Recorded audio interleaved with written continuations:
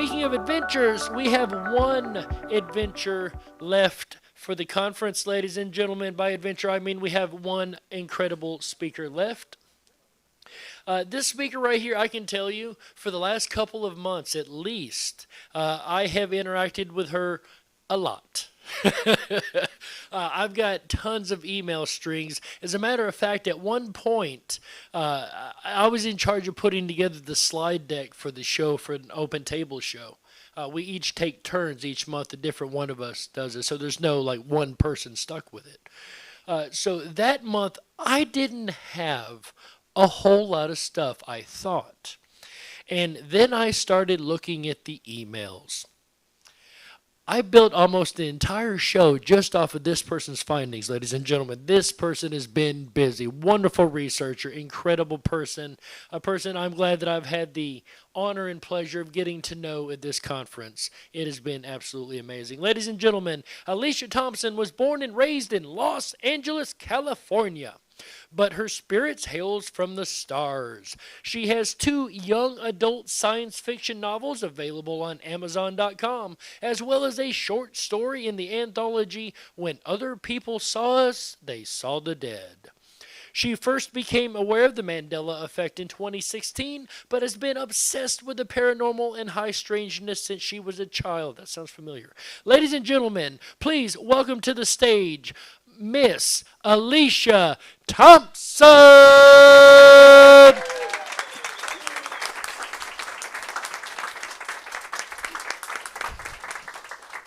Hi, everybody. How are y'all doing? Good. Did y'all have a good experience this weekend? Yes. Well, I have had a great experience, and I would really like to thank Jerry and Shane and Cynthia and Chris, wherever he is. Thank you very much for accepting my application. This whole thing came about very impulsively for me. I did not put a lot of thought into it. And please forgive me, I'm not used to public speaking, so I'm a little shaky. But the first thing I want to say is I'm going to do a raffle for the book that I'm going to talk about at the end of my talk. So my sister, Laura, is going to go around with some slips, and if you would like to participate, just grab one, and I will give the book away at the end. So, okay. So I'll tell you a little bit about me. My name is Alicia. I send a lot of random stuff to IMEC, as Jerry can attest to. I was a kid in the 1970s, and my 3 favorite things were In Search Of. How many of you remember In Search Of? I watched that show religiously. Bigfoot and Close Encounters of the Third Kind. I saw Close Encounters in 1977 when it came out with my family, and was sobbing hysterically at the end of it because I wanted to go with the aliens. There's a little thing there. I'm also a film fanatic, to kind of, just like Tet. Loved movies my whole life. I wanted to be a cinematographer, and I ended up being a subtitle editor, so close enough. My big wake-up call came in 2012, like a lot of people. 2012 was obviously a big year. And I went on what I call the Great Seeking, and I read many, many books, had readings, delved really deeply into the New Age.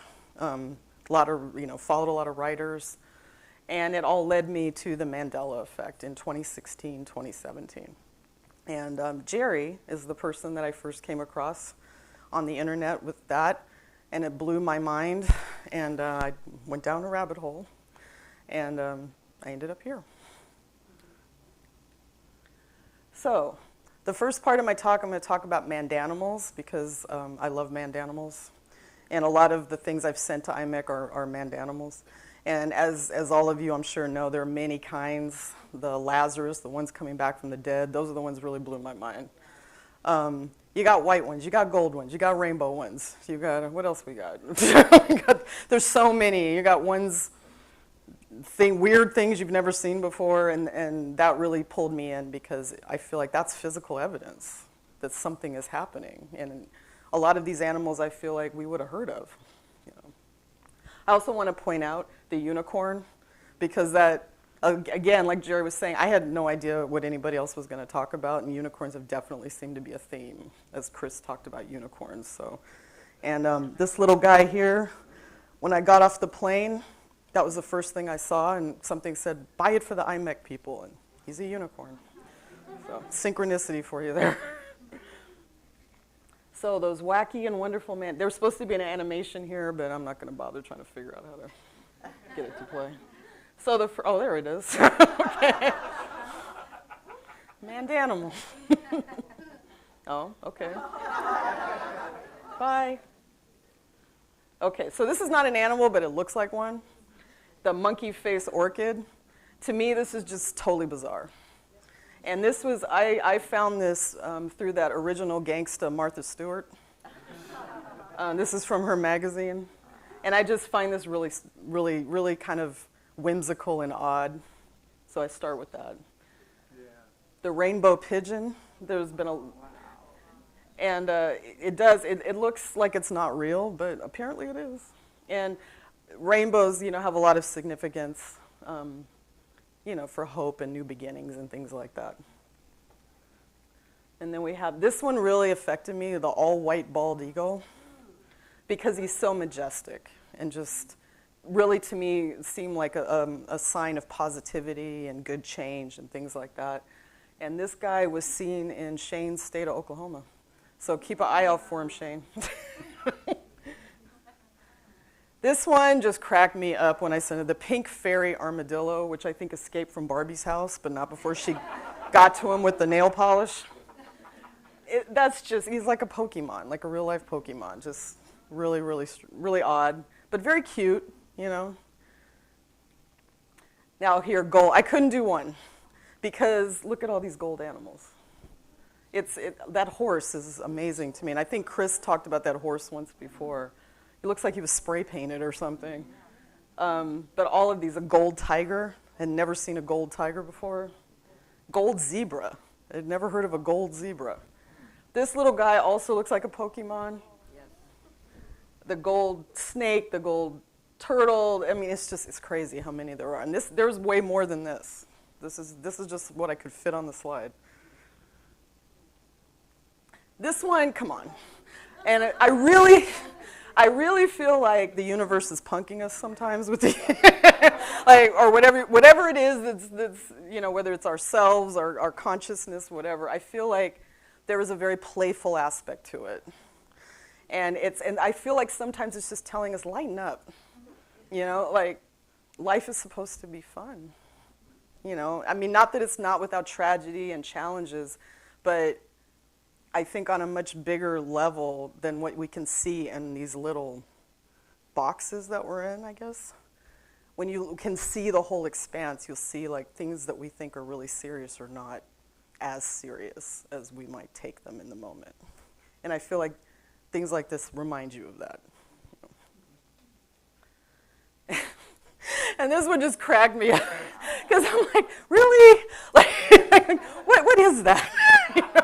And it totally reminded me of Gloria Swanson over here. I'm ready for my close-up.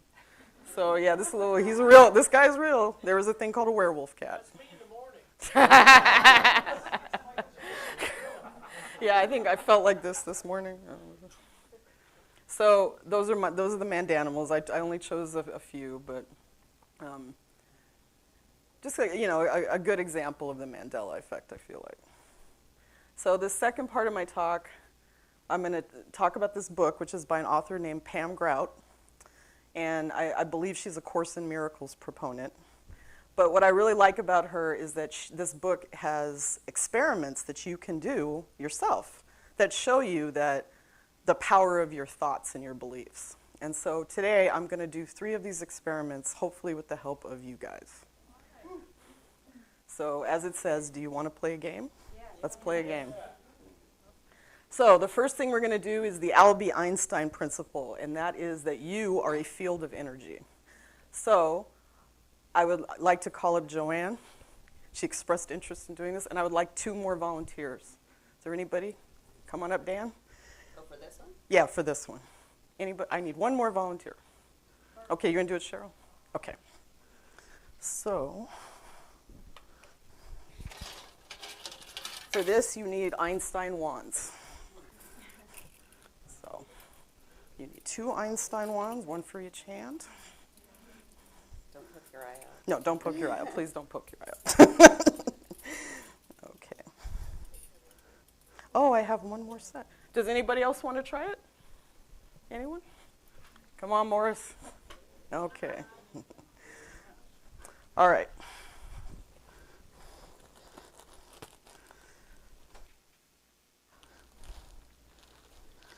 So I'm going to give you these straws, and what I want you to do is hold this up, and we're just going to put this on the end here.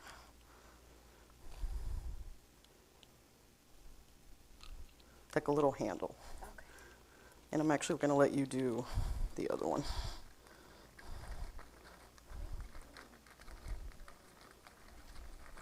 Yeah, just fit it onto the end there. Just stick that on the end. On the long end. On the shorter end. Oh. Yeah, because those are the handles. So here's one.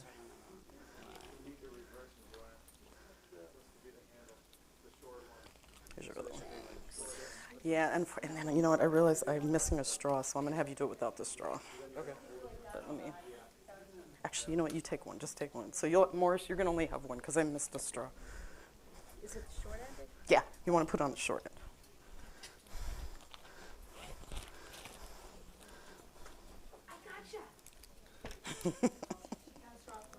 Oh, is there another straw? Oh, cool. Now, it would need to be cut in half, though. So I don't know if there's scissors. Do you? Oh, cool.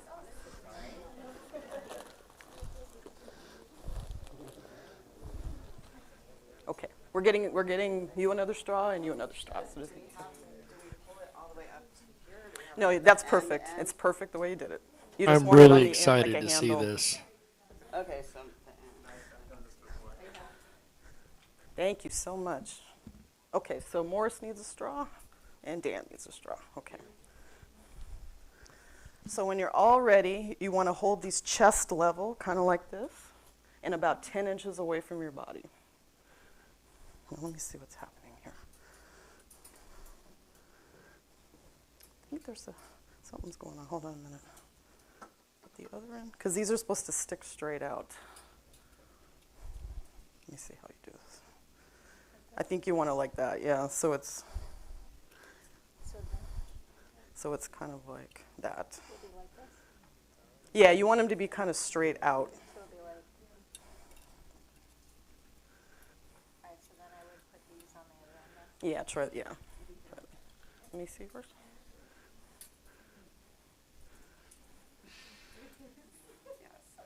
Okay. Mine Yeah. works already. Yeah. And you're okay. So how did you guys do it for them? Because I think theirs need to look like yours, where they're sticking straight up, straight out. There you go. You got it. Oh, okay then.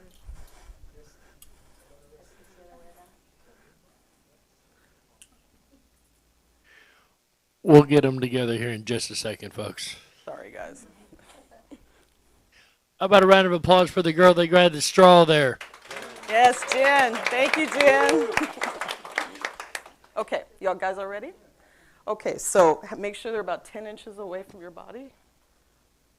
Okay, so the first thing you want to do is ground yourself. So take a couple of deep breaths and imagine that you're grounded to the floor. And when you're ready, I want you to pull into your mind a very vivid, especially emotionally vivid, negative memory. And watch how the rods are going to start pointing inward as they think of something negative. Do you see them moving? So what's happening here is that the electromagnetic bands around the body are contracting as they think of something negative.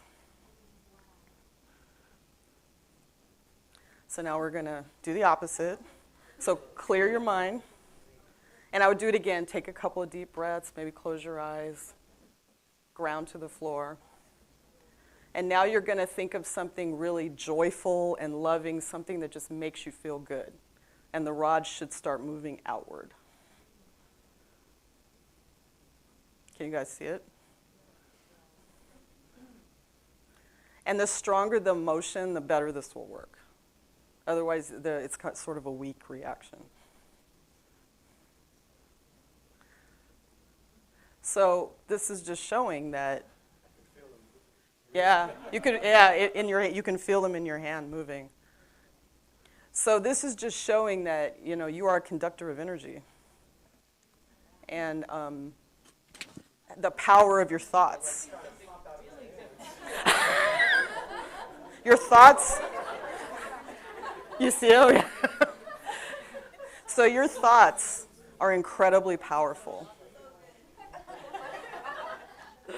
And I love, Alicia, that they're all holding them through straws. So you can't say that you're holding the wire and your hands are doing it. You know what I mean? Yeah, That the straws are eliminates important. that. The straws are important. They also, I think, help stabilize the rods so they don't kind of flap all over the place. So that is the Albie Einstein principle, and anyone can do this, obviously. So thank you very much, guys. Thank you. Thank you. Thank you. Okay. Oops, sorry.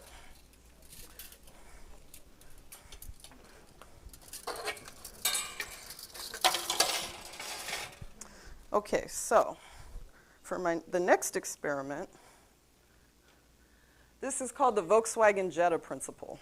And the idea here is that you are going to pull into your reality whatever your beliefs and expectations are.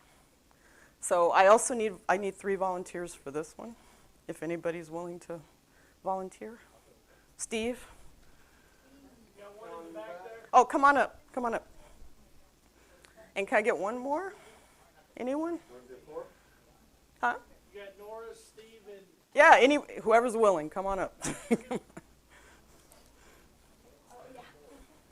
Okay. Oops, sorry. So for this is more of a thought experiment.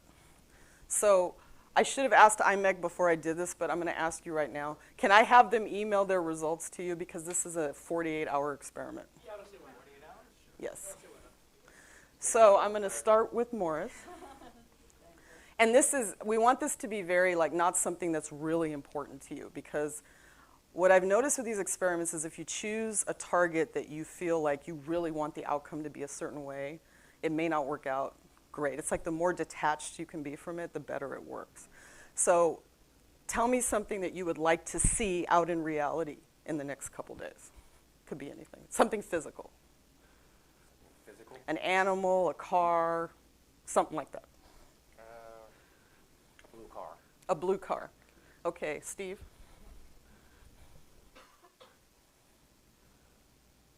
Give me a second. Okay. Sean? Fruits that I've never seen before. Fruits you've never seen before. That's a good one. Ted? Let's see. Donkey with an extremely long mohawk. A donkey with a mohawk. Okay, creative. Very creative. Oh, yeah. A donkey with an extremely long mohawk. New fruit, bringing back the fruit that I've never seen before. Okay.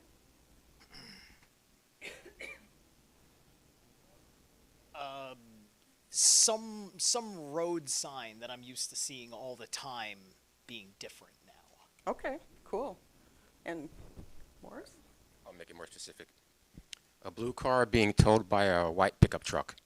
Nice, nice. Very good, very good. So we're going to make an affirmation out loud right now, which sends the energy out. So just repeat after me. I say your name. Don't say your real name. I Morris. I see. intend to see Intend to see in the next 48 hours, in the next 48 hours. and then state the thing that you want to see. Okay. A blue car being towed by a white pickup. And then just to kind of seal it off, I would do that breathing thing again where you kind of close your eyes, pull the energy up through your feet, take a deep breath, and really picture in your mind what you want to see. Just make it really vivid like you're watching a movie. And when you're done, it's out there. And let IMEC know if you saw it in the next 48 hours. Okay. And then I'll tell a little story about this experiment. I look forward to hearing from all four of you. Me too.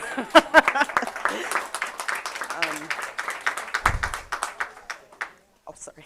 The first time I did this experiment, because I've read this book many, many times, I found I was led to this book in 2012, and I've read it maybe 10 times. And every time I read it, I do the experiments because I want to see the results. And one of the times I said, I want to see a flock of yellow Tweety birds.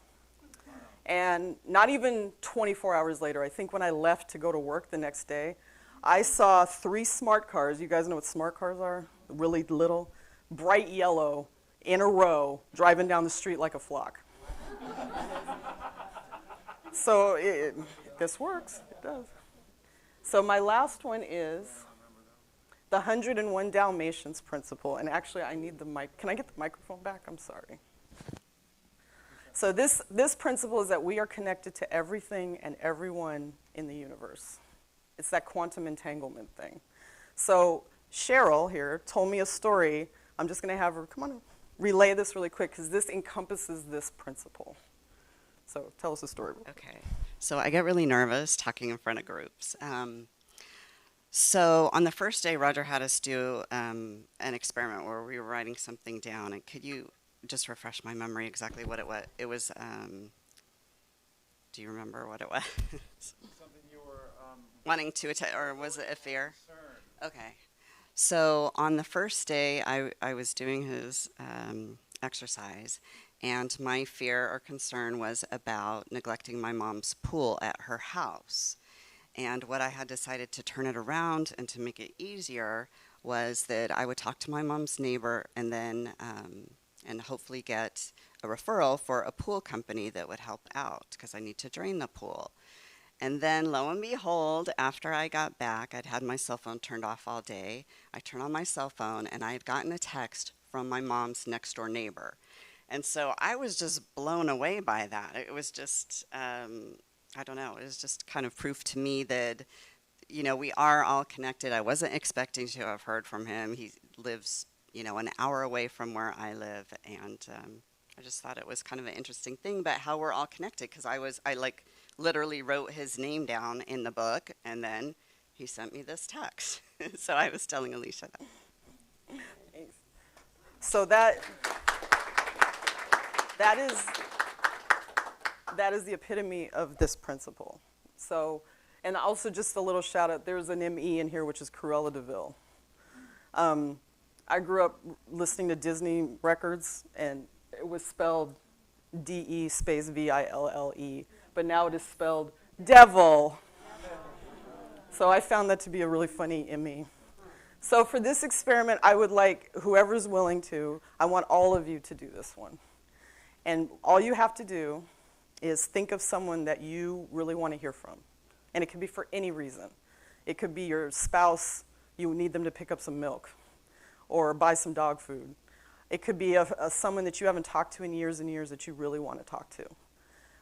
It helps if it's somebody that you know already because you're already quantum entangled with that person. So while I understand you might want Channing Tatum to call you, might be a little harder, you might have to work on it a little longer.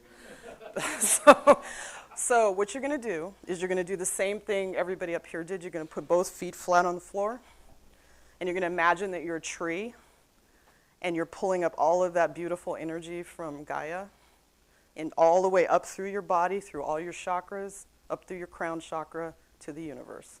And you're connecting yourself with a golden thread. And you're going to take a couple deep breaths and take your time. There's no rush. There's no rush. And when you feel like you're ready, you're going to call this person into your mind's eye. And you want to make it as vivid as possible, like they're in front of you. They're standing there, they're looking at you, they're smiling at you. And then you're going to mentally tell them to contact you. And that can be however, call you, text you, send a passenger pigeon, whatever. And you want them to do this and tell them this in your mind. I want you to contact me in the next 48 hours. And then, if it's okay with IMEC, if you get the results, shoot them an email and let them know that you got a response. Okay, not only are you going to fill the email box up, now you're finding new ways to do it, right? That's my diabolical purpose, Jerry. And that's it. That's it. So that is the end of my presentation. It's not super long. Keep the hand claps going, ladies and gentlemen. Alicia Thompson. Thank you very much. Oh, and just a quick note, these are my books. These are just my books. So where can you find these books, Alicia? The first two are on Amazon, and they're together. The Cell Block Earth is a sequel to the first one. And then this one you can get through the publisher, which is called Haunt Publishing, and they're in Scotland, that you can order online. And to be clear, these are fiction books, correct? Yes. Okay, I just want to make sure. I assume so. Okay, don't buy them expecting to be Mandela Effect research books, right? No, Right. these are not. No. I wrote a book myself that's fiction. When I explained to people, and they know I'm connected with this, I can explain. No, it's a completely separate thing. Yeah. Right, yes. So if anybody has any questions for Miss Alicia, I know at least we're going to have one person that'll have a question. I'd be surprised if they broke the routine at this point. I'm going to set this way. I really love the dowsing rods, though. Yeah, it was cool, That huh? is incredible. Because you can see it. You can see it physically, yes. Right. Yeah. And what I love about yours, so I've done a lot of research into dowsing rods. If anybody hasn't, that this is a whole field of research in and of itself, the dowsing rods. Cynthia knows which a lot is about what Cynthia's you, done a lot of dowsing, yeah. too, yeah. That's right. You do have chapters in the book, in your Or Advantage, you said, right, about the dowsing rods and whatnot and how to work with them. So in Cynthia Sue Larson's book, if you want to buy that, there you go. There's another plug. Unexpected plug, right? But, yeah, the dowsing research is really cool. And a lot of people, they'll say, oh, well, it's just a little micro muscle movements in your hand, or it's just different aspects of your physicality. I love how Alicia found a way to buffer that out by using something as simple as straw. So if you're holding the straw, those micro movements of your hand on the metal is not going to occur. So there has to be another factor there, the energy. And for the sake of just pointing this out, I know we're so far over. No, we're under. We're cool. Good. So for the sake of pointing this out, a lot of people think it's woo-woo when you talk about, and I'm so sorry, Alicia, I know this is your talk. No, I'm so no. Please, talk as much as you want. I'm okay. I'm okay with it. That's good. That's funny. But a lot of people think it's woo-woo when you talk about the bioelectric field that you mentioned in your talk. However, scientists have validated and will tell you this is pure science right here. Your body works, according to science, off of bioelectrical chemical signals, right? Your body works off electricity. We're all told that. Okay, electricity also has this funny thing it puts off called a magnetic field, right? Okay, so our bodies work in a biochemical way, in such a way that they literally emanate an electric field off of your body. Every single person has this happening.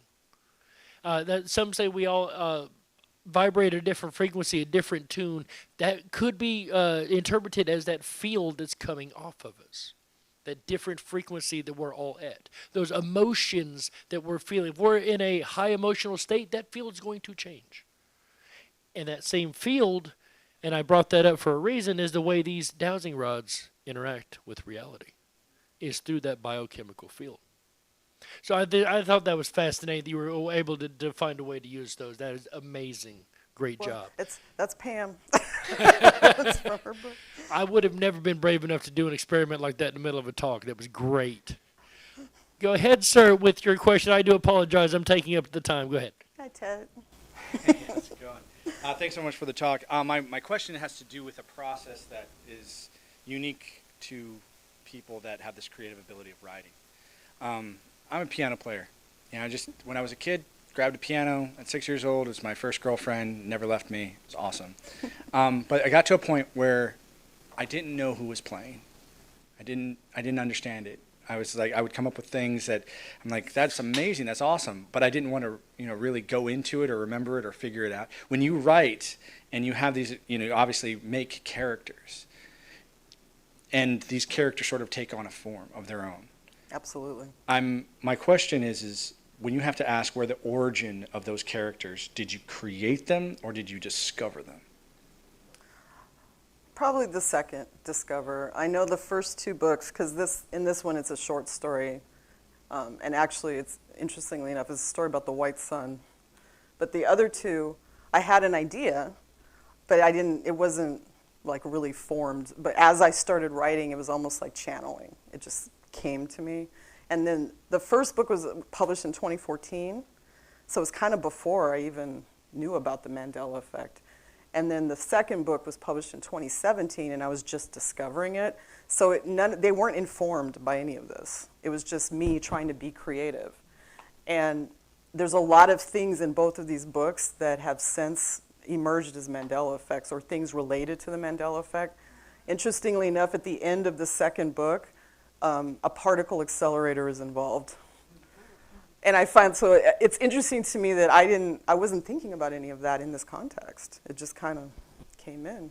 So I think you're right. Yeah, that was my question, is like when you arrive at this information, there's that point where you go, okay, where did it come from? Yeah. One of my biggest questions that I've always had was, I just want to know what this is. Right. Just tell me what this is. I don't care if it's a surprise. I just want to know. And it's almost the reason that it's unknowable, because it's an unfolding experience all the time. So Yeah. thank you so much for sharing that with us. Sure. Thank you. And thank you, sir. Roger, you got a question, sir? Yes, I do.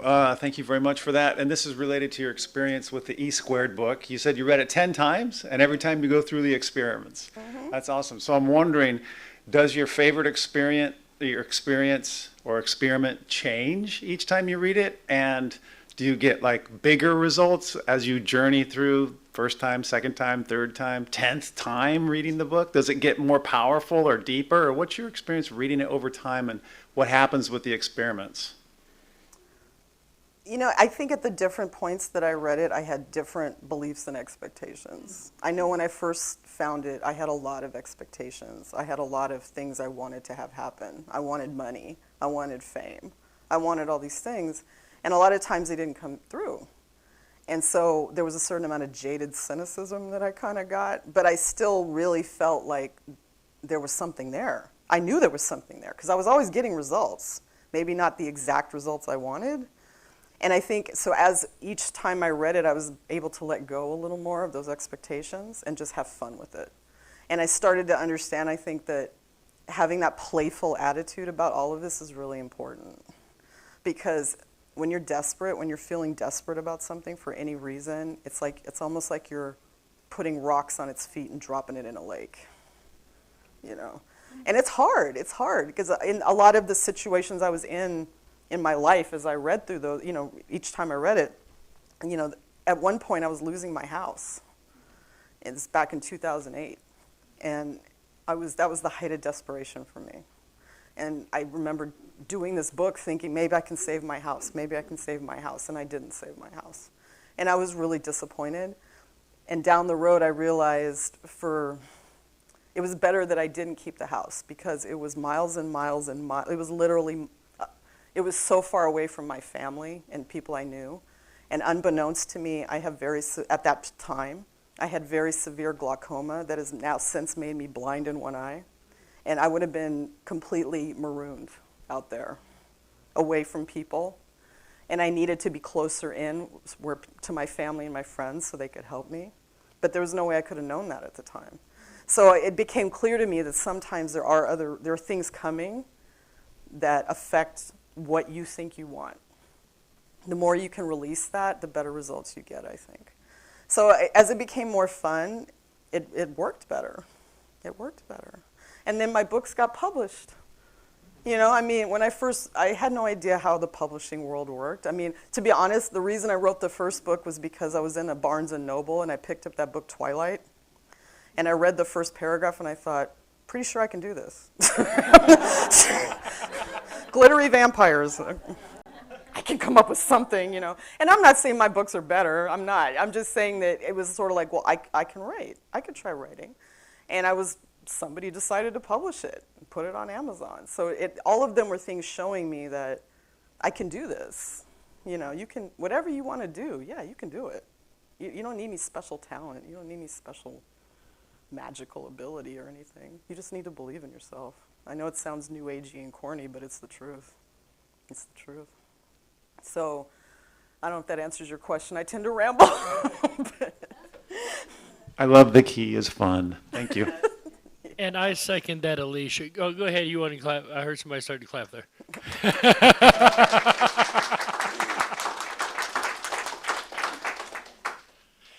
I can second that too. It doesn't matter who you are. If you have a dream and you go for it, you'd be amazed what you can do. Because I convinced myself for 6 months IMEC was having a conference at all was a bad idea before IMEC was even a thing. Now we're all sitting in the same room. I'm no different than you are. I'm your average Joe that works a 40-hour job. If I can do it, every one of you can. I promise. 100%. Oh, yes. So, did any of you want to participate in the raffle? Okay. So I'm going to pull one. And did you give them all out or no? Oh, you did? Okay. All right. Okay. Can you do music? So to be you got to keep it off copyright. We have here, I want you ladies to and say it. gentlemen. Classic in me. Oh, I love this one. This is one of my favorites. That's awesome. Who has Ed and PCH? Ed Big Man and Publishers Clearinghouse. Ed and PCH. Anyone? Right here, right here. Oh, no.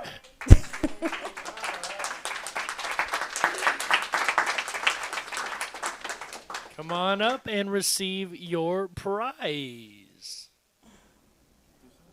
Hi. What's your name? Elizabeth. Elizabeth. Elizabeth. Here Thank you you so go. much. This is my name. You were meant to have this then. There's a big synchronicity for you. So your name, first and last name, starts in E? No, my first name is Elizabeth. Elizabeth, and it's E squared. How you like that? Amazing. What are the odds? There you go, ladies and gentlemen. There you go. Another synchronicity at IMEC. You're welcome. You're welcome. Now, this gentleman here has been so patient. He was ready to ask you a question. I asked him to wait a second so we could do that. You are up, sir. Hi, Dan. Hey, how's it going? So that was awesome, by the way. I think you're a thank great you. speaker, by the way. So that deeply resonated with me, and it brought up a couple of ideas. But first, I wanted to give like a little testimony because I was one of the guys. Absolutely. So I put the plastic part on the edge, but I could like not get it on all the way, so it was like halfway in there, and I was trying to just hold it as loosely as possible. I don't know if people were paying attention, but like they were moving a lot. Yeah, in the beginning, yeah, they kind of, because your energy field is kind of. And you could just like, it's like a really weird feeling. So I just wanted to like sort of share that with people. Like I felt actually like my heart energy affecting those things. Yeah. And I was like not doing anything. And No, so I just wanted to give that testimonial for people that were watching that. But also I wanted to ask you, so I've never done that experiment before, but I've done things like bending a spoon or, using my mind to like manipulate matter and things like that. Have you noticed anything, because those are wire metal hangers, right? Right. Does yeah. the material in your experience affect? Well, I mean, I did it exactly the way she lays it out in her book. Yeah. So even to the straws, so that's the way she said to do it. But I have a feeling there's some sort of, maybe there's some sort of conductivity with the wire. So I'm not sure it would work the same if you're using a different material, Like if it because was she like wood or specified something. use wire. Okay. So I'm thinking that's why. Interesting.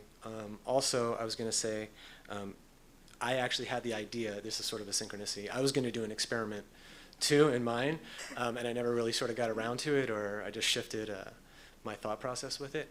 But also I wanted to just extend to anybody, because I feel like we're always creating a Mandela effect or a shift in reality every time we connect, every time we speak, every time we think, much like you're saying. So if anybody has an experience in their life that happened through the course of this or the course of my talk, and they feel there was some sort of relationship to that, feel free to reach out to me and let me know if you experience any sort of reality shift specifically to that. I know some people I've already talked to, but it's just cool to get that feedback and have somebody to share that with. So I just wanted to say great job. And Thank you. Would you like to give your email one more time? oh yeah, sure. You can contact me at info@thehennessys.com. Hennessy's.com. There you go, ladies and gentlemen. Right. Oh, Jerry, tell them the IMEC email too. Just remind them of the IMEC email in case they want to report. And for those who want to send us emails, and for those that will be sending us emails about your experiences in the next 48 hours, it is team@imec.world.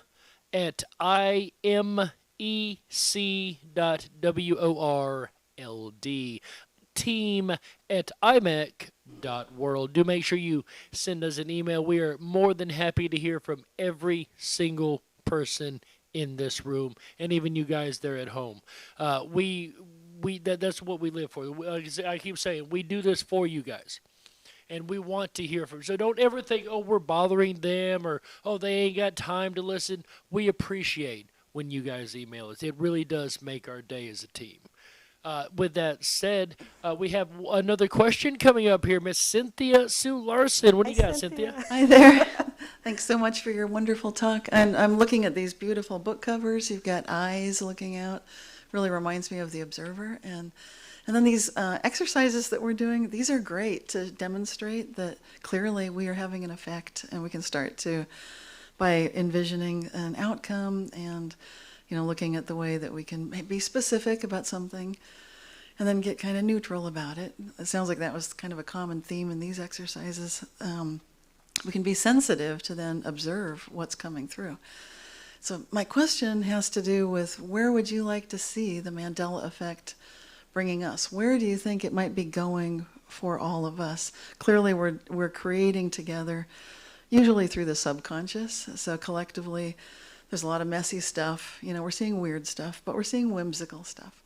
So when you think about where could this be going, what do you think would be a good, specific, guiding kind of a vision, if you want to call it that people could be imagining? Maybe all of us in the room right now might be able to focus on together to go in a good direction. I like to think this is all heading in a positive direction. I think we are evolving. I think humanity is evolving. And I think we are at some point. I don't know how long it's going to take. I think that depends on us and our resistance to the process. But I think eventually we're going to get to a point, as my husband likes to say, Star Trek. I think the sky's the limit. But I think it has to do with how much we can, as Chris says, get to a place of neutrality, divine neutrality, and acceptance of everyone and their differences. We don't all have to be the same. We can be who we are, So I think, to me, that's what it means. And I like the really whimsical, funny ones, because I feel like that's that playful side of it. Because, Jerry mentioned the yin-yang, the quantum entanglement. There's definitely a dark aspect to this. But I feel like our planet is so focused on the dark. And that is part of it. I'm not denying that, but it's not all of it. It doesn't, it's not supposed to be all of it. I think the universe loves balance, and it's trying to balance us right now, And so I think the more we can focus on that, the quicker we're going to get there. We're going to get there anyway. That's the other thing. It's going to happen. I like quoting things, and one of the things, there was a commercial that came out where this guy's car got crashed, and he's there looking at it, and he's like, I don't believe this. I don't believe this. And his neighbor's standing there like, eating a snack going, oh, believe it, sweetheart. I feel like this is going to happen. We're going to go to a better place regardless. It's just, how long is it going to take? And how good can it get? Ladies and gentlemen, Alicia Thompson!